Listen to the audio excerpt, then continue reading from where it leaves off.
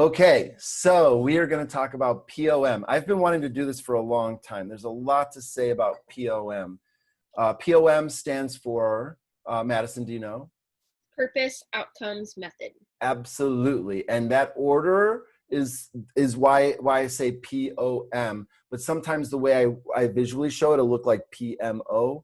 But mentally, it's always POM. So I have a visual for it. So I'll just share the screen. That means, we're going to be smaller faces here. But this would be the basics right here. POM. Purpose, outcomes, methods. It's we're here, we're on this side. We're always starting here. Purpose is always kind of wherever we're at. What's in the moment? What's the purpose of our conversation? What are we talking about now? And so that's a very fat marker. Yeah, I want it to be like this probably. All right. I just want to draw a little person, that's all. Yeah, our purpose. What is our purpose? So our purpose happens to be right now to discuss POM, to actually get a video, something documented for students to see and go, all right, I know the terms and blah, blah, blah, and we use it. And people think they know it just because they've learned the 3 things, but it's got many, many layers. So I want to peel back, maybe even get to some of those layers. But now that I know my purpose is to make that video, I should think about, well, then what outcomes, I don't know, I need a person here. What does it look like in the future when I realize the purpose, when I fulfill the purpose? The purpose is to make a video that explains POM, so what outcomes would I want? Well, I'd want it to be engaging, probably even more than engaging, even though that's important.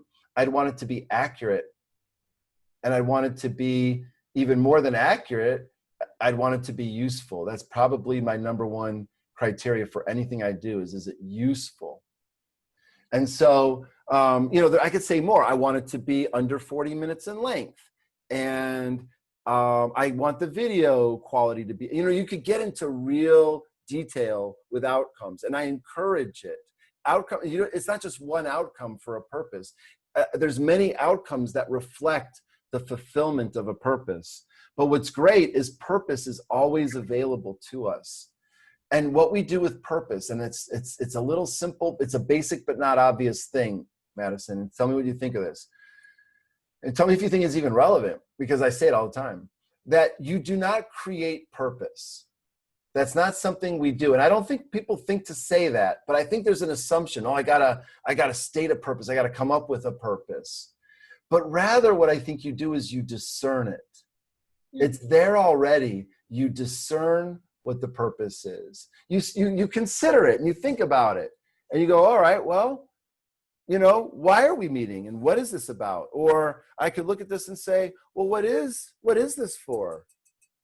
And maybe I know and maybe I don't. But my job is to discern it. And once I discern it, then I can say, well, what would the fulfillment of the purpose look like? Oh, well, if I use that cup to drink from, or to share beverages with guests or whatever. There's not a lot of outcomes for this, I guess. Maybe it's a pencil holder, or I don't know. But the point is really, I could look at anything around the room, and you could even do it yourself. Just do a little practice and say, what was the purpose? Why does this exist? What is the purpose of me wearing this? I mean, everybody who is wearing an article of clothing for a purpose. It's comfortable, or it's the only thing that's clean, or it projected the right look that I'm trying to project. There's a purpose. And then the outcomes were, did it fulfill that purpose? So you see how there's just this close relationship. So let me just check in with you there and see any thoughts or observations about this so far? Nope. I like the discern the purpose, don't create it. Yeah. And it's really good to practice this. Just practice it anytime. Just go, okay, what's the purpose of this? Or, what's the purpose of dinner? To fuel, to energy. It makes you think about things. Mm-hmm. And it's very powerful, because what I want to say about this is what I'm showing you here is probably one of the greatest intervention tools around. Because what I'm showing you here is the anatomy of anything a human can do. I've broken it down to its most basic form that is still usable. Mm-hmm. See, if I know your purpose, then I can almost guess at what outcomes you're after. Or if I know your outcomes, I actually could get a real good sense. I would need to confirm though, but I could begin to get a sense or orient to what your purpose is. And if I can get on board with your purpose, then that's really going to be fundamental to the quality relationship. I mean, imagine a marriage, but they have different purposes and they're not on board with each other's purpose. One wants to have a family and stay home and raise. The other wants to go and see the world as a couple, right? And they get married. And now from the very basic purpose, they're misaligned. And that's part of this. A very key thing is alignment.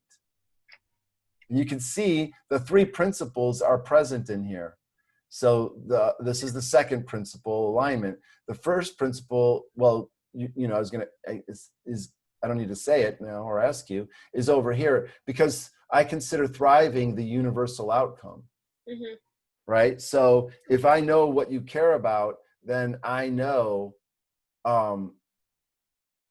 what you want for it. You want it to thrive. You want it to grow. You want it to succeed. You want whatever some version of success would look like. That's what outcomes are. What growth would be part of it. I want to go from where I am to something beyond where I am. That's the definition of growth. Growth, success, health. I want to go from where I'm not totally happy or healthy to where I am more happy and healthy. Always thriving, alignment. And the way you get to the outcomes, there's only one thing that produces outcomes, and that is a method. A method is how you do something. So, there's people who've talked about this before. Why? The guy named Simon Sinek is super famous for doing the why, what, and how. I was talking about this before that, and I think it goes deeper than why, what, how. I mean, there's more to it than that, but I think it's good. It's really good then to focus on why, but to really understand the inextricable relationship between the why and the what. Now, here's the thing. Have I ever talked to you about why I put methods first? Yes, I think so. The first observation I want to make, though, is that most people start with methods. Most of the time, people are like, well, we're going to do this. And you'll see it with your clients. They will say, come and do a training for us on communication. They've already told you the method. But from there, from method, you could guess as to what could you find out? If you know their method, you can also guess at something else. Their outcomes? Yes.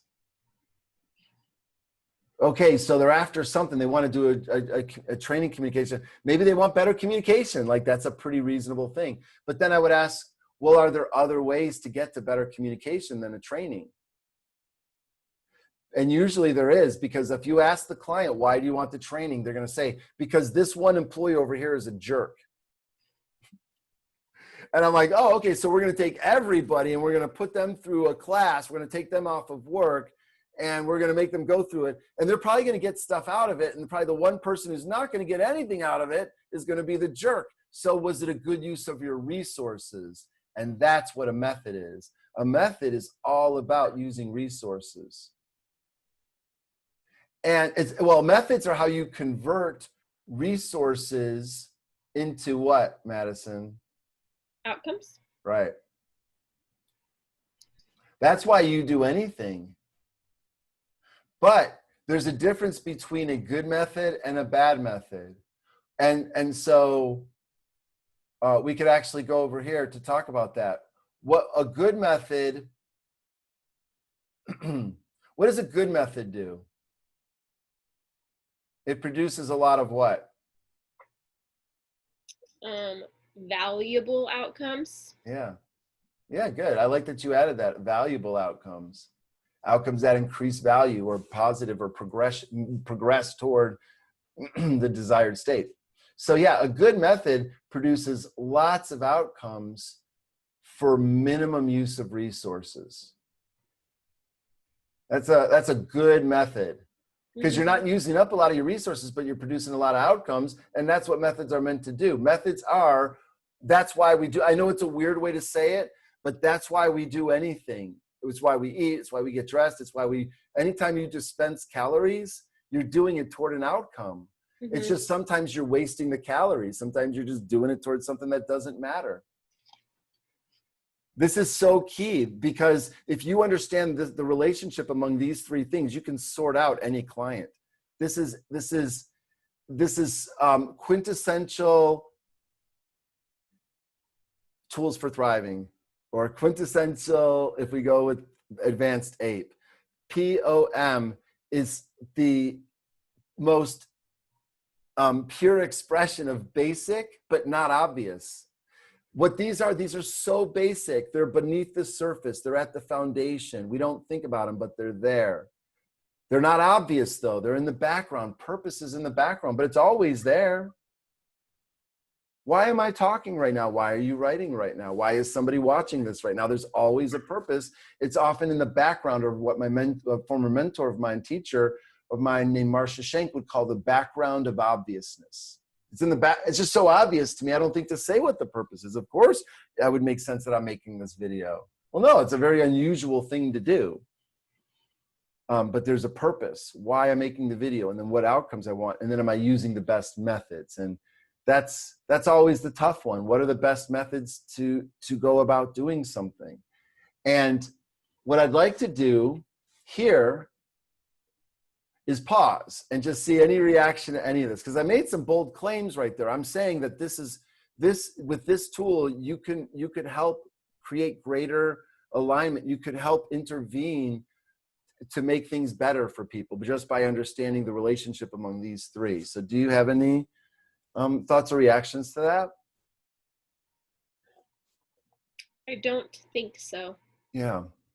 So what I want to say now is that even though methods comes third, it's not the least important. In fact, I would say there's no more important or less important here, because I don't see them. I see them as three parts of one thing. There are three parts of anything a human can do, or any human endeavor is how I say it. These are the three aspects. Any human endeavor is made up of a purpose, why. It may be a stupid purpose or a bad purpose, but there's always a purpose.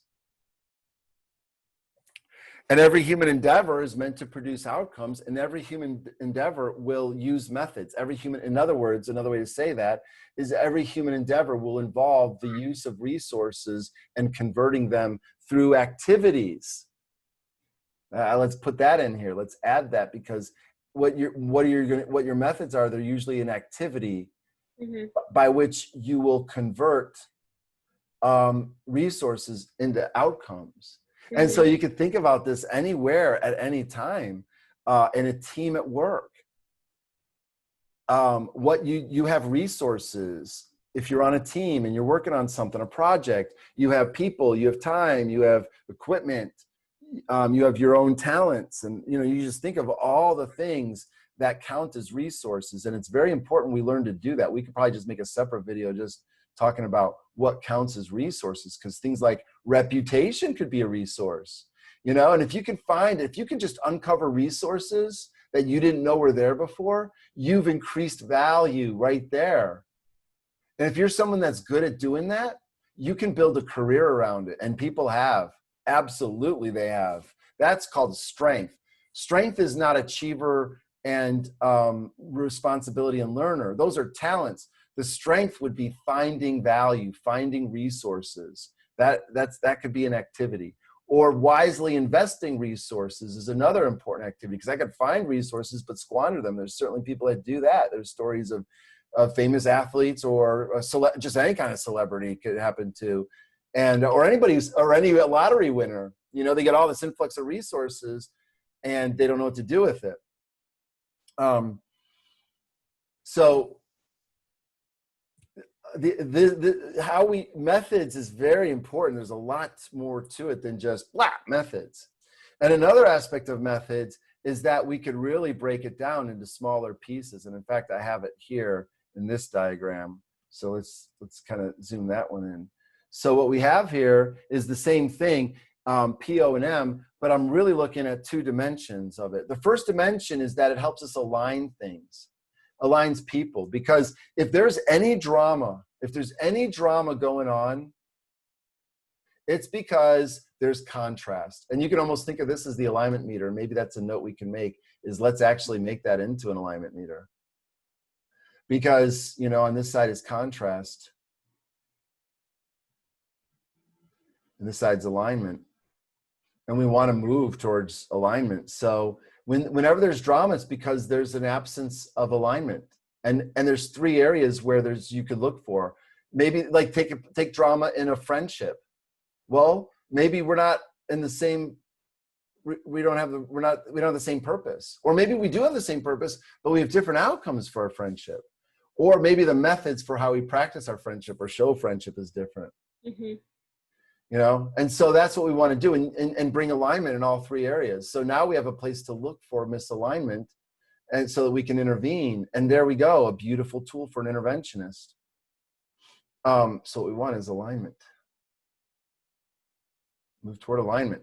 The other dimension of this tool is it moves us toward action. And do you remember what I distinguish action from? There's action versus motion. Oh my gosh, that was fast. Yes. Absolutely. They look similar because they both consume resources, right? Motions consume resources. But what would you say is the difference between the two if there was a defining quality that separates an action from emotion?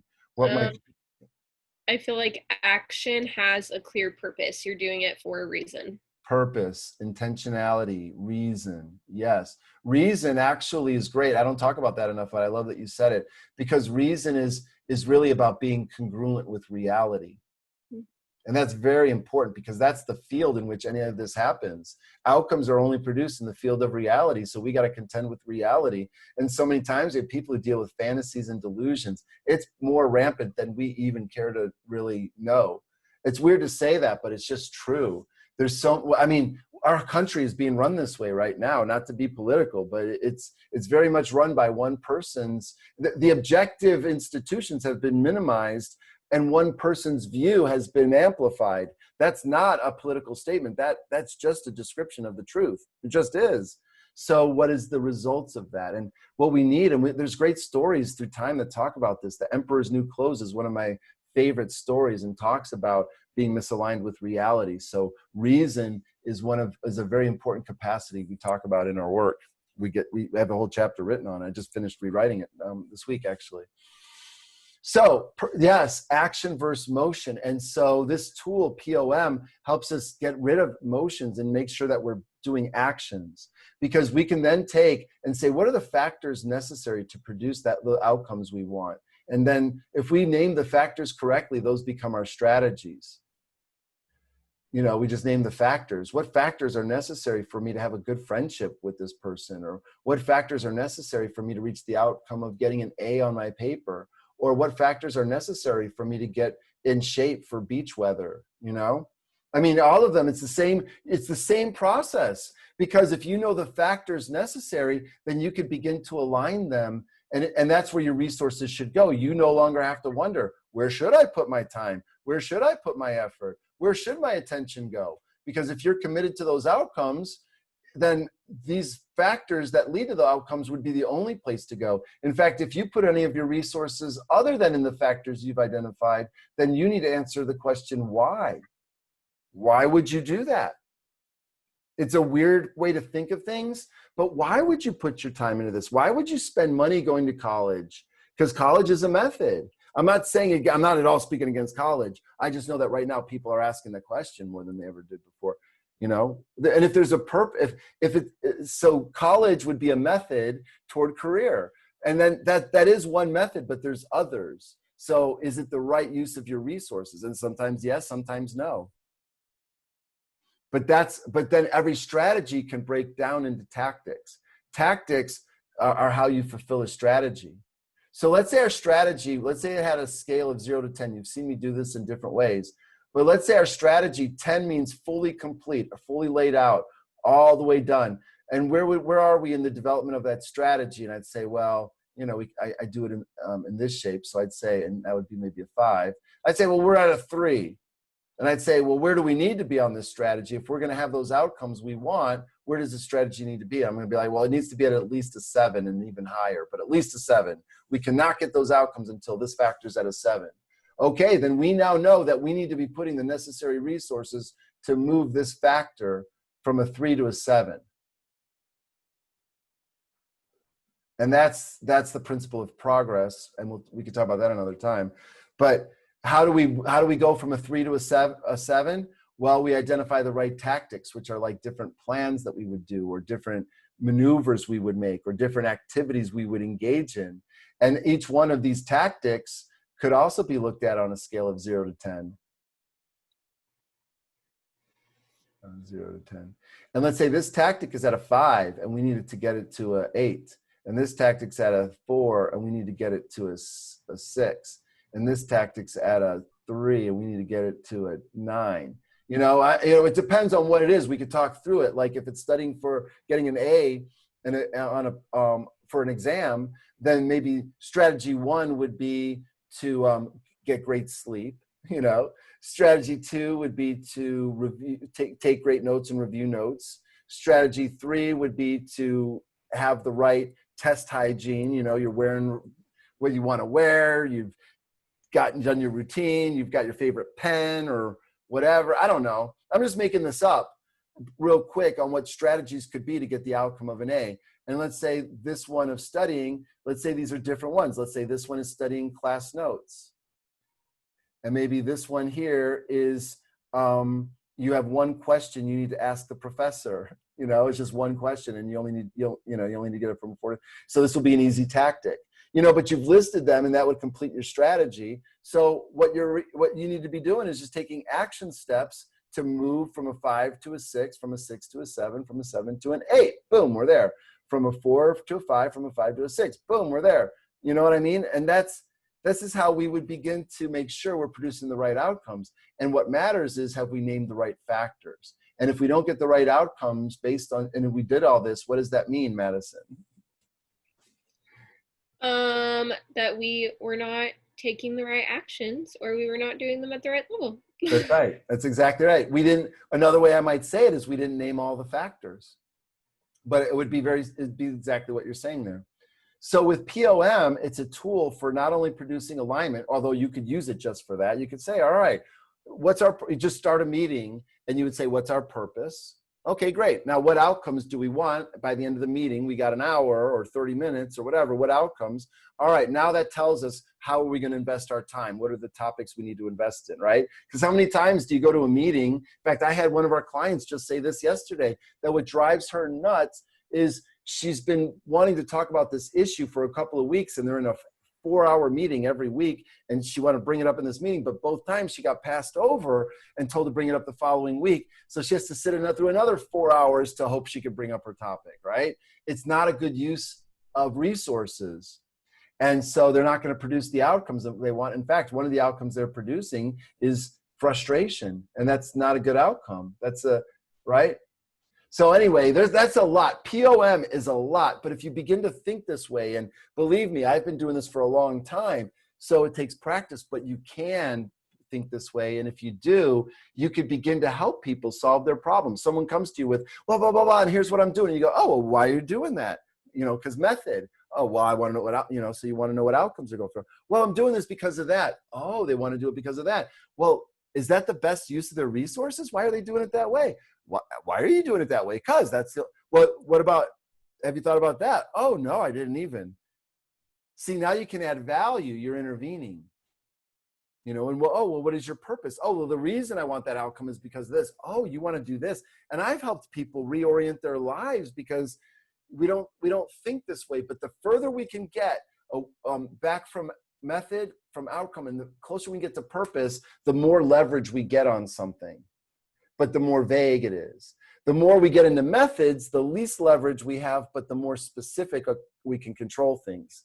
So that's a weird relationship that we could talk about sometime. That's another story. But that's a lot of stuff. Let me take a calm breath. Let me see if you have any reactions or questions, or how do you think people might react to this video you know, who are learning our Tools for Thriving course. So any thoughts or reactions to any of that? Yeah, this is the first time that you've shown me the strategies broken into tactics and broken into action. So I definitely think that helps clarify it. Great. Because I think that's great, because I think a lot of times when we just talk about POM and I teach the intro lesson, I don't go into any of these things down here. I pretty much keep it real basic to POM. And so they think there's only one method. When I teach it to high school students, they're like, all right, well, our method is this. I'm like, oh, no. Methods are usually plural. I mean, right? But how do we break it down? Now, this is a great point too, Madison, the ability to help clients sort out everything into strategies, tactics, and actions. That's probably something we should do as well. That would work. That would work best if we had an example to use for that. Yeah. You know, I don't want to get it. I'd hate to get into that now, but if we wanted to do deeper dive, like this is just the first video I've ever made really on POM. So we could just put that out there as video one. And then if we want to do deeper dives, like let's say any of the students want to ask questions about POM, because I'll tell you, there's some questions definitely worth doing, because one of the things is there's POMs within POMs within POMs, right?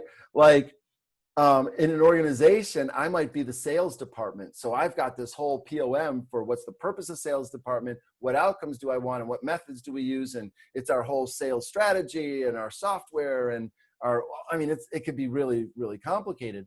But then I could say our sales strategy, zoom out, is now part of the larger organizational strategy, right? And so, or I could zoom in and say within sales, I could zoom into just a specific, maybe a specific sales team, or a specific, sales team would work.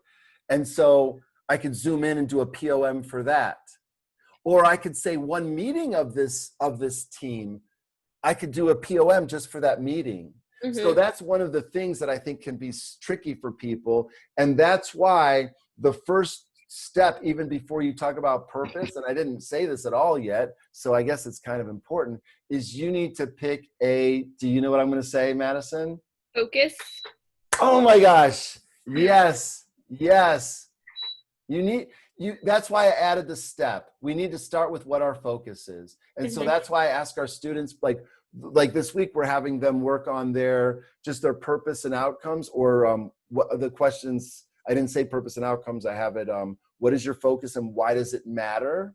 And then what does thriving look like for your focus, which is another way of saying outcomes. Well, what I learned is we have to make sure we have the right focus. So when they come back next week, we'll look at that. We'll see if they got their focus right, because we need help with that, you know? Yeah. That's what we can do for people when you're trained in these tools.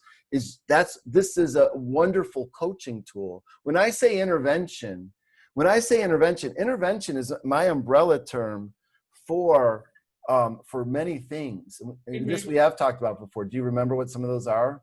Intervention is an umbrella term for, I'll give you one of them to start. Coaching is a form of intervention. Training. Right. Training. It's not the same as coaching. It's a different use of resources from coaching, and it's a different philosophy even. Yeah, good. Any others you could think of? I'll add mentoring. Mentoring is similar to coaching, but it's different. Yeah. Facilitating. Sometimes you need to have a performance correction conversation. And we try to dress it up with all kinds of other ways. Even me there was dressing it up a little nicer. You got to tell somebody that their performance sucks. You need to get their performance better. What did I say? A performance correction. Okay. And so that's not coaching. That's not coaching. I mean, you can maybe with some people take an approach to performance correction that is coaching like, but no, performance correction coaching is not the right way to do it. It ruins coaching. It has ruined coaching because this here is coaxing. I'm having to coax you into behaving a certain way. And then we've confused it with coaching and it's ruined it. So we can get into stuff like that. This branches out into all kinds of places, and it's messy. I get it with my scribble notes. There's all that going on, but this is an important tool. And if you can learn to think this way, it's universal and it's valuable. It's always useful. POM. And if I ever forget to do it, and we're working on something, you're like, what should we do? Oh, let's POM it. I had a former YPI student of mine text me 2 days ago. He wants to try to get his fraternity to do something positive for Black Lives Matter, which is great. And he's like, can I do this or that? And he was focused on a specific method. And I'm like, dude, because I don't want to say his name, dude, POM it. He's already left 1 year out of YPI. And he's like, oh, right, duh. And he's like, and then we scheduled a meeting for next week, and he will come to the meeting with this POM. And now that gives us a draft of what we could do. And now he'll have a way better sense of how to direct his resources. All right, Yeah. Good. Any other thoughts or reactions to how people might see this or how you see it? So. What's that? I don't think so. All right, so we'll leave it there, and we'll continue on